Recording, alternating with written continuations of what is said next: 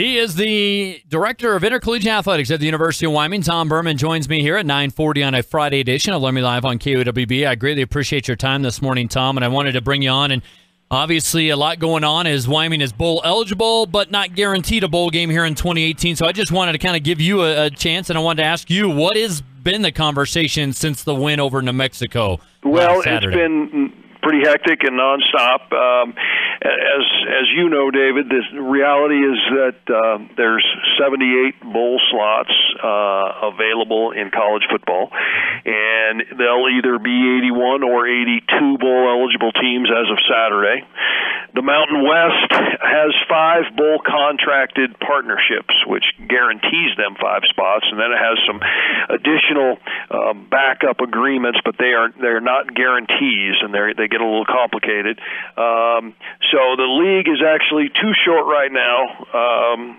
Will be able to find, it looks like, a 6th spot, but finding a 7th spot is the challenge we're all working on and trying to overcome. And you know, it's complicated because at one time back in the bowl history, much of this was driven by attendance. So if you had a history of selling some tickets, then you might go to a bowl game more likely than somebody else. And that still plays a role. It just plays a lesser important role today than it used to. And that's primarily due that most of the bowl games are now owned by an affiliate of ESPN called ESPN Events. Okay. And they're trying to fill television inventory. That's their primary focus. How many people are in the stands is secondary to filling television inventory. So that's a little bit of a disadvantage for us because we have a history of drawing well, and we would draw well better than most people would, even in the Mountain West. So right. That's our biggest challenge. We're still working on it. We communicate daily with the league and the people at ESPN trying to find a solution. Well, I heard, and you can correct me if I'm wrong, I heard a report out of the Boise area this week, and it's been flying around on social media, so I don't put all my ducks in a pond with social media, that we've already been called and told there's no way we're going to a bowl game. Is that accurate? No, that's not accurate. Okay. We have been notified as early as last Saturday night or Sunday morning that getting a spot is going to take a lot of things to fall our way. Right. Some of them did last weekend. Some of them didn't. I mean, there were quite a few games where I was rooting for 5 and 7 teams to lose, and we didn't get all of them, that's for sure. So that didn't help us. I mean, right now, I'll be honest with you, there's 2 pieces that would make a big difference. If Central Florida would lose to Memphis, which is possible, they don't have Mackenzie Milton, their quarterback, who's a great player, and that would mean that the winner of the Mountain West title game, Boise or Fresno State, would jump over Central Florida and be in a New Year's Six bowl game, which opens up a slot. Okay. And then Virginia Tech and Marshall are playing on Saturday. Virginia Tech can become eligible if they defeat Marshall, which is probably likely, but not a guarantee. If both of those went our way, I would say there is a chance, and maybe even a decent chance, that we would find a landing spot. Well, so are there certain bowls that you've been in conversation with in particular, Tom, that we're looking at? Or we've talked to almost all the bowls in the Mountain West, obviously, that are going to be picking teams. But unfortunately, the way the league, and I voted in support of this, I think it's the right thing to do, a 6-6 team can't jump over a 7-5, even if the Arizona Bowl would rather have the 6-6 team.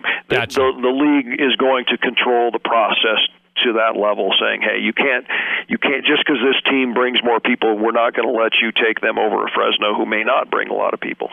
So we have been in contact. If you can kind of look at the bowl pairings and see where there's going to be a possible open spot, i.e., it looks like there could be something in the First Responder Bowl in Texas. It looks like there could be an open spot in the Frisco Bowl in Texas. There could be an open spot in the Cheez-It Bowl, which we probably wouldn't get selected for, but maybe someone above us in the Mountain West would move to the Cheez-It Bowl. If that happened, let's say Boise State wins a championship game, Boise State goes to a New Year's Six Bowl. Fresno State would then go to Vegas. Utah State's a pretty good football team. They might get moved to the Cheez-It Bowl to play a Power 5 school. Right. That would really help Wyoming.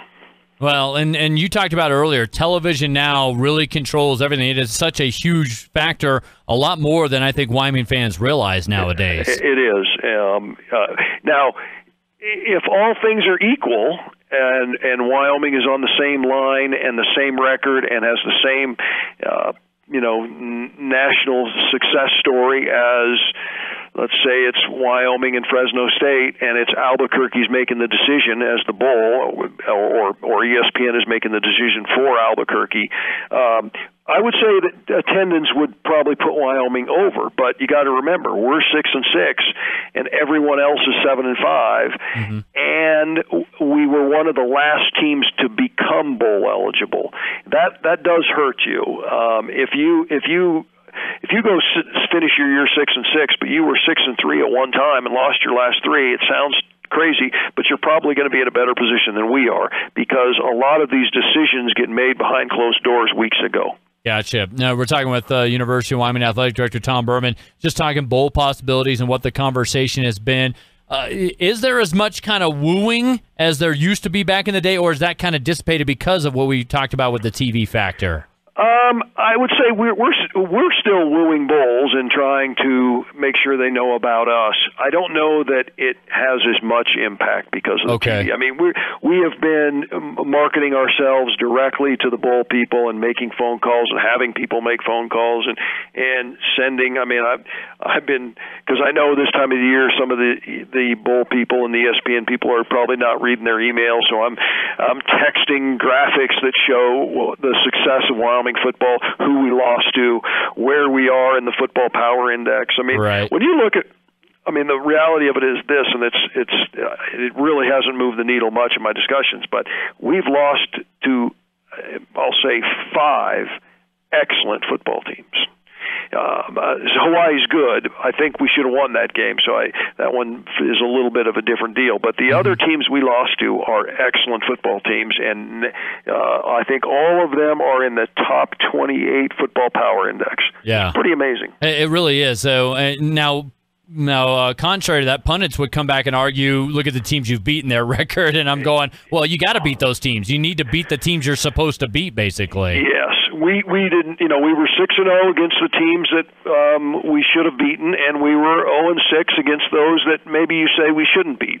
The other side of it is we obviously, our fans know when we made a change at quarterback, it sparked a life in our program and our kids, and we were better. And then once he goes down, I was proud of the job Tyler did, and I was proud of how the rest of the kids responded in that they didn't get down. They just continued to play at the high level they were playing for the previous 3 or 4 weeks. You mentioned marketing and conversations. How much do you play up the fact of the exposure we've gotten with Coach Bowl here, with what Josh Allen brought the past 2 years, plus back-to-back 8-win seasons and back-to-back bowl games? How much do you guys play that up?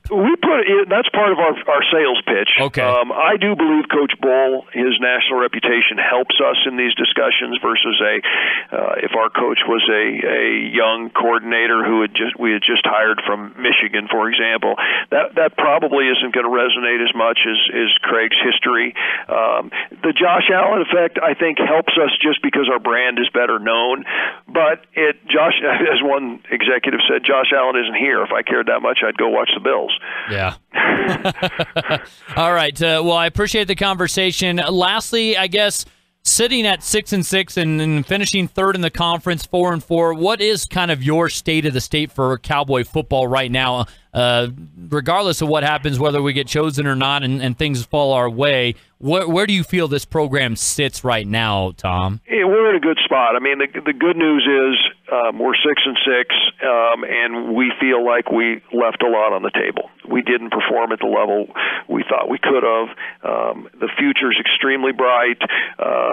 So when we were 2-6, obviously, just like anyone else, I was very concerned. I was like, wow, the wheels could come off on this. The way those kids responded at the end, I give them a great deal of credit, and I give it a lot of our coaches did an excellent job managing this process. So we're in a good spot. Recruiting is going well. As you all know, we have a world-class facility now that we're going to be able to use to recruit and develop kids that we've never had before, and I think the future of Wyoming football is excellent. Well, and I know Coach has talked with you about striving for consistency and not you come off back-to-back 8-win seasons, not dipping down to 2 or 3, I think says a lot about where the program's at as well, Tom. Absolutely.